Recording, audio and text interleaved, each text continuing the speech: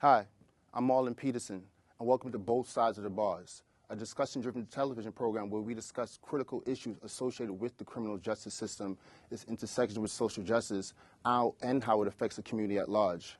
We discuss these issues with community advocates, elected officials, and most importantly, those who are directly impacted by the system to give a critical analysis of it, but also in ways we can reform the system at large. We ask you, the viewer, to follow us on Twitter at The Fortune Society, find us on Twitter, and discuss this show furthermore. Today we're talking about a critical issue, and when we think about this issue, which is Rikers Island, recently the U.S. Attorney put forth a report that exposed many of the atrocities and forms of abuse on Rikers Island, but particularly also some of the abuses that affected many adolescents, but also within the solitary confinement on Rikers Island.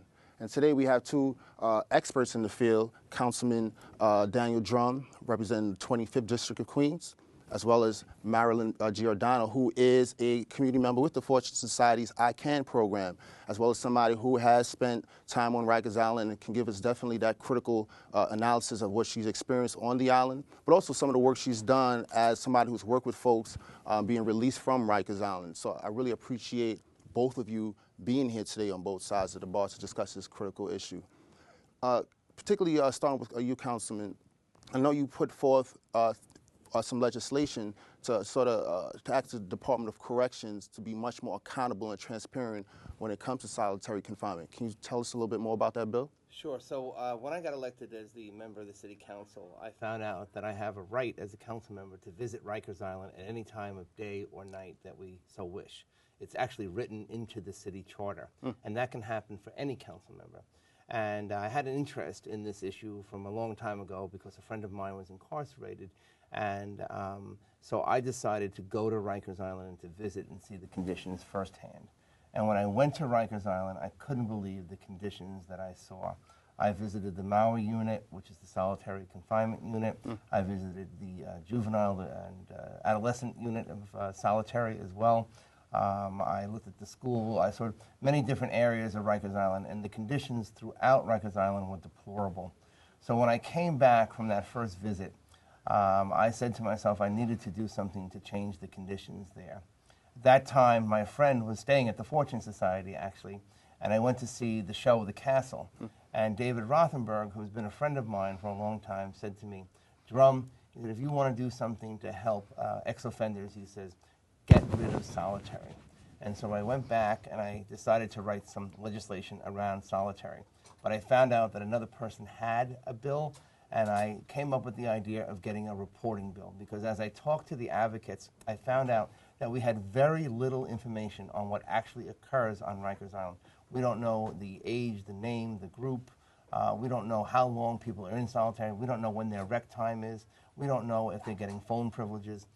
There's no record of that. It's a closed community. It's a closed community. Exactly, and I think it's done on purpose, by the way, a closed community, so it can keep it out of the eye of the public, and very little sunshine is put on that. Very little knowledge is known about what actually goes on in solitary. So my bill requires them to report all of those things. And it's recently passed, correct? Yes, the mayor signed it into law as well. One of the things that really helped it along its way, because I had put this legislation in 2.5 years ago, was the fact that the U.S. Attorney's report came out. Now, I did not know at the time that the U.S. Attorney was investigating Rikers Island and what's going on there, but it certainly is what helped move my legislation through the City Council. You know, and this, for our viewing audience, this report was about 76 pages, I think, and it spoke of particular abuses on Rikers Island. I think one of the things that stood out to me in reading the report was the amount of blows to the head that were reported from officers on to adolescents, and those are the ones that were reported, because another part of the report spoke about the things, how much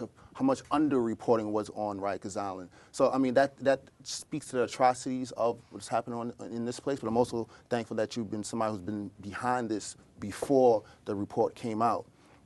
Marilyn, the councilman mentions, the opportunity to sort of expose what's happening on Rikers Island. I'd like to give you an opportunity to kind of talk about some of the things that you've seen, particularly as a woman who spent time on Rikers Island.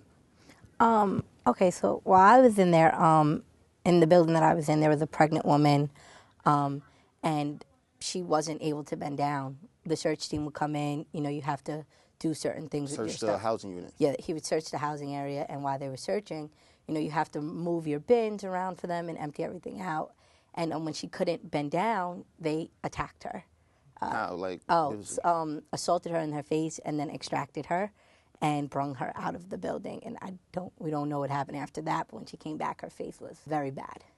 It was not a sight you wanted to see. I mean, and then 2 days later, she ended up in the hospital having her baby. Wow. Now, this is a woman, a pregnant woman. And that's just one example of what's happening on Rikers Island that we don't know about outside. That's why I'm happy that you're here to give us that sort of expertise in terms of what's happening on Rikers Island. But also give us some of like your experiences there in terms of being a person who was in a protective custody unit within Rikers Island. My opinion of protective custody was like solitary, basically. We were not allowed to leave. We had to stay in all day. And if one person got in trouble, you get locked in your cell all day.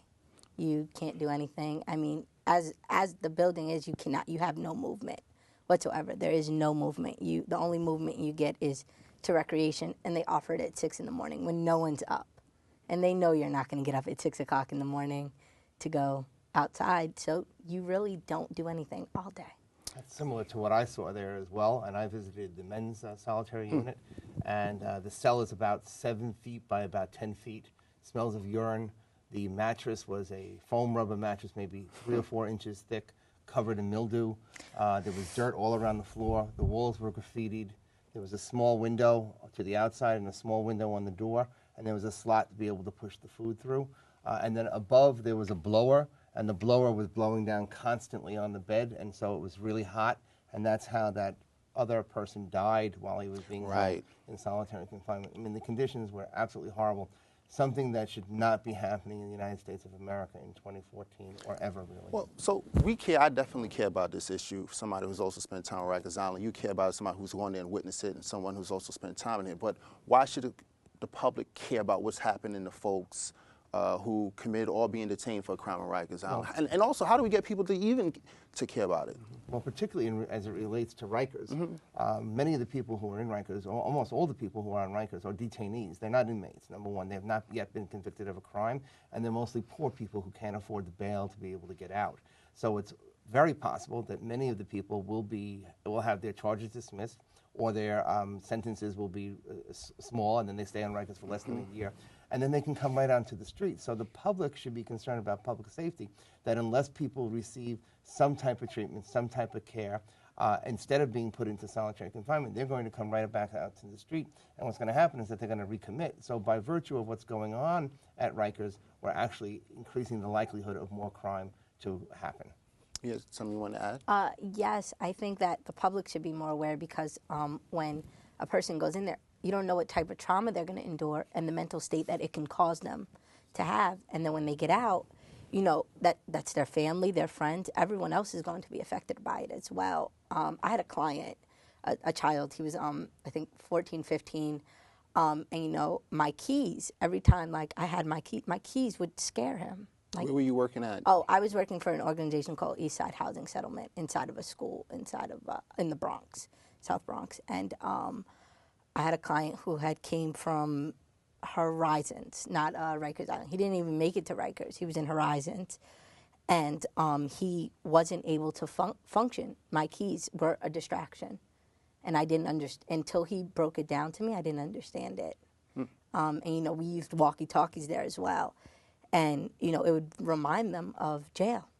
Just something so simple as a walkie-talkie. I'm wondering what sort of backlash what sort of pushback you may have gotten, particularly with pushing this sort of legislation to ask for more transparency on Rikers Island. Well, the Corrections Officers Benevolent Association wasn't too happy about this. I tried to explain to Norman Seabrook that by virtue of trying to improve the conditions that exist on Rikers Island, it will actually make the officers' job easy. What I really think we need to see happen at Rikers Island is a complete capital redoing of Rikers Island. There's too many people on the island itself. And recent reports from the New York Times have shown that we're spending more money and we have more officers with less inmates there. And still the violence is on the rise. So something is wrong. So that pushback primarily came from the Correctional Officers Benevolent Association. But I did try to say this is something that would help their officers as well if we had a better grasp of what's going on at Rikers. what they started implementing just as I had gotten there in August was now they lock you in at 8 o'clock. Someone just mentioned that to me. That yeah, because so many of when they have the core of their staff is from the 1 to 9 shift, they leave at 9, and they say allegedly that all the violence happens after 9, and all the assaults happen. So what time do they let you out? What time do they let you out? They don't let us out until we could come out for breakfast at 5:30, but then you have to go back in, and you can't come out until 8:30. So you're in from 8 to 8:30 the next morning. Now, we don't know 16 that. Hours. I don't know if that's something that you were aware of even. No, and it's hard to understand because, like I was saying before, there are more officers and we're spending more money. And why are they saying that, they have to lock you in? Is a shortage of officers. But at the same time, the statistics are showing just the opposite. And so something is wrong here with the information that we're getting. That's why that U.S. Attorney's report is so important. I agree, and I agree with the New York Times, that we really need some type of federal intervention to turn the situation around at Rikers Island. I just recently spoke at a college in Rockland County. I was on a panel with some of the Rockland County sheriffs in front of a group of college undergraduate students. And what stood out to me, one of the questions that one of the students asked me was, don't you think it would make sense to make conditions in jail harsher, because in that way people won't want to go back? Now, this is an undergraduate student asking this question, but I'm also wondering, is that sort of mindset something, excuse me, is that mindset something that, it's sort of like filtered into the correctional officers on island, who may really care. They may really have a vested interest in their neighborhoods being safe, because many of the correctional officers on Rikers Island live in some of the same neighborhoods that folks come from. And so they may have a real vested interest in things being, people not coming back and lowering recidivism, but they may rationalize that sort of mindset. I mean, what do we do to sort of even get to folks who may care but think that's the best way to reduce the amount of people going to jail? Well, I think having a program like this is one way to help people understand why educating and working with people for rehabilitative type services are so really important. I'm 23 years clean and sober, and the hard treatment of going into a treatment center didn't work for me. I went to a place where people showed me unconditional love. And that's something that also makes Fortune stand out in terms of their program that they offer to residents as well.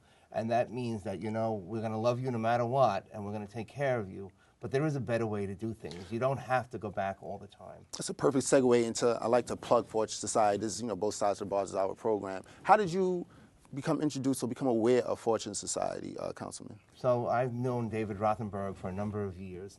He was involved in the lesbian and gay rights movement. He was the second person to run for city council as an openly gay person, and that was in 1985.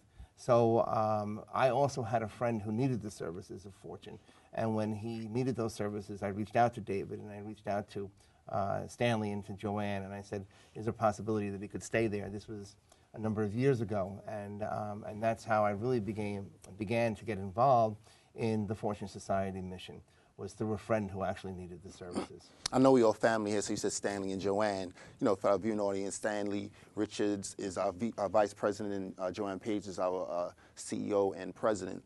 But Marilyn, how did you also get involved with Fortune Society? I think it was sort of like not the best way to get involved, but let us know a little bit more about it.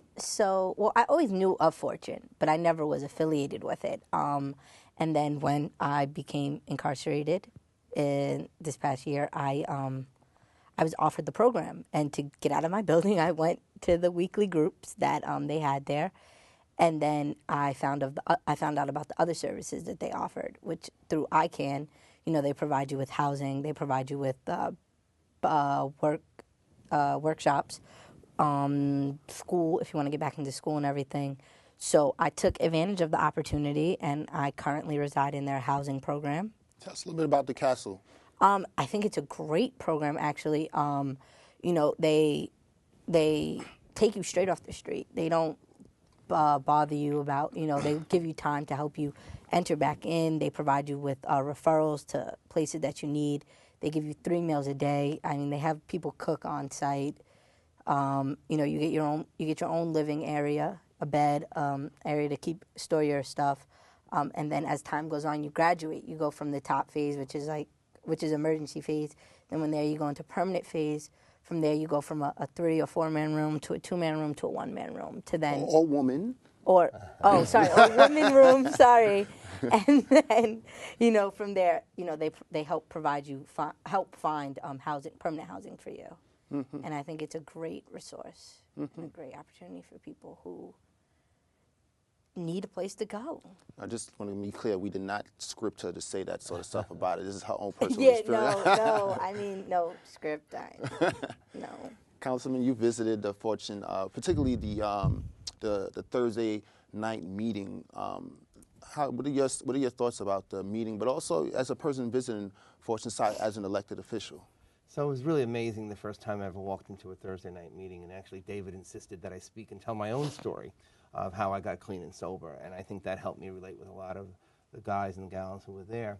But to see at that time Joanne and David were the ones who were organizing the meeting, who were in charge of the meeting, to see how they operate and see how they can cut through things and get to the truth of matters with guys who you would think are tough and have been in prison for a long period of time was really very moving to me, and they really are helping people who need the help the most. And so, it was fascinating to watch that happen. As an elected official, what I've tried to do is additionally try to provide funding for Fortune Society with some of the programs for the RIDE program, which was when they meet people at Queensboro Plaza after they've been dropped off coming out of Rikers Island at 2 in the morning, so that somebody's there for them to provide services for them if they want. I just spoke today with Councilmember Mark Levine, who was telling me that the residents participated in his participatory budgeting session that he had there last week, and he said it was really unbelievable to see. And as an elected official, Fortune has been the model also about community involvement. When the council first opened, a lot of people were very nervous about having the council there. But now community board meetings are held there, all different types of forums are held there, people are welcome to come in and to visit. It's a welcoming place for the whole community.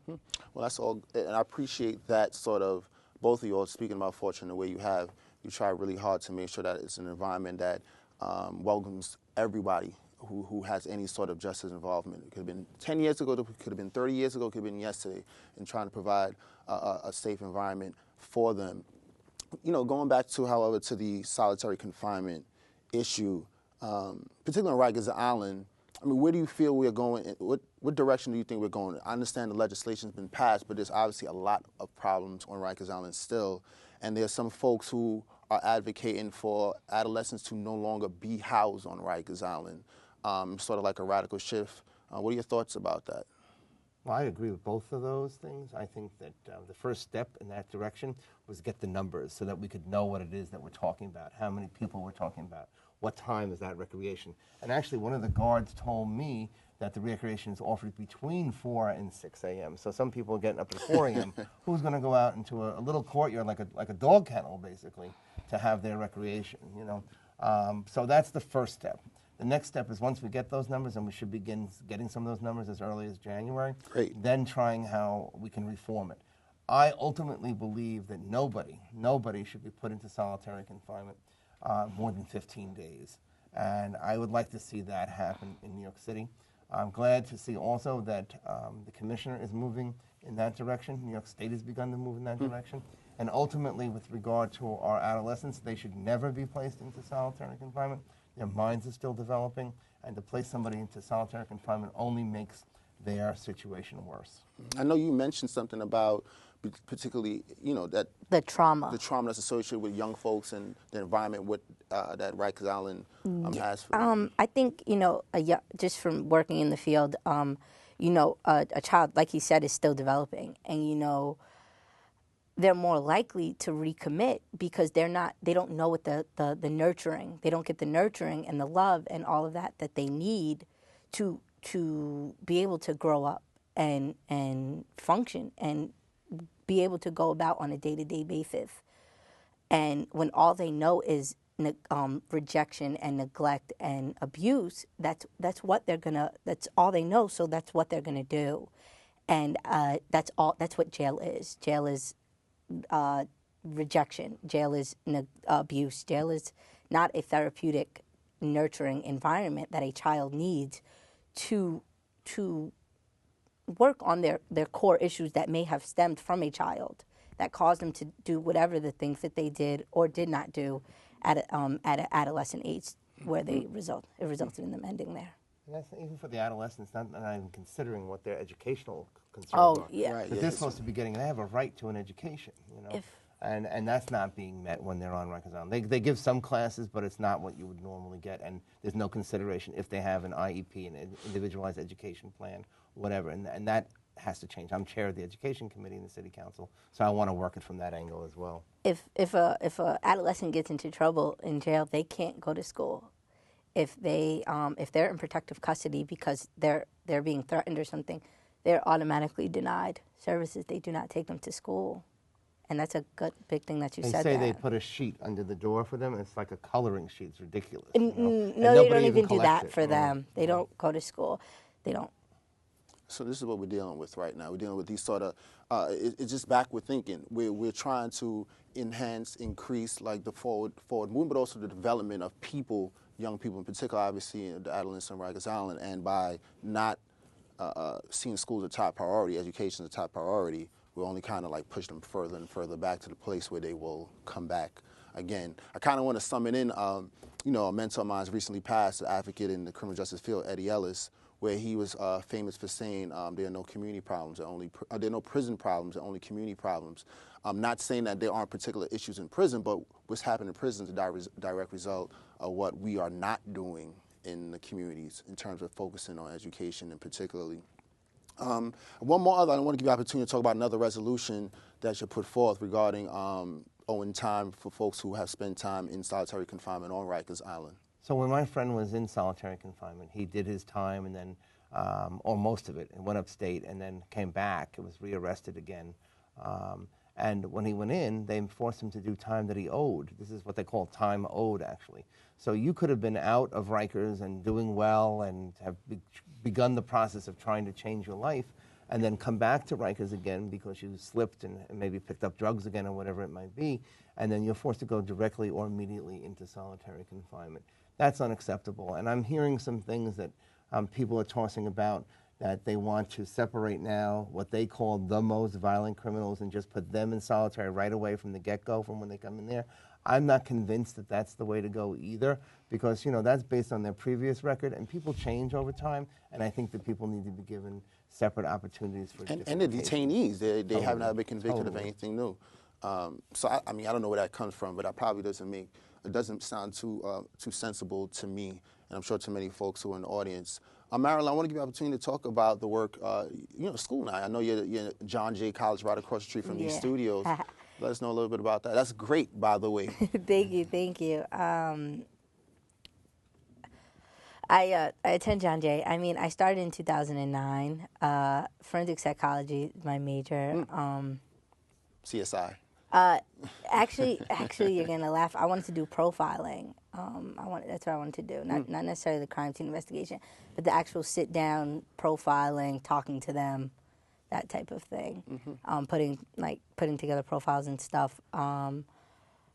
Been there on and off for a few years now, and I mean that's like a whole nother family for me, John Jay. So I'm really thankful for it. The opportunities that it placed me with. I got my first job at the door because of John Jay.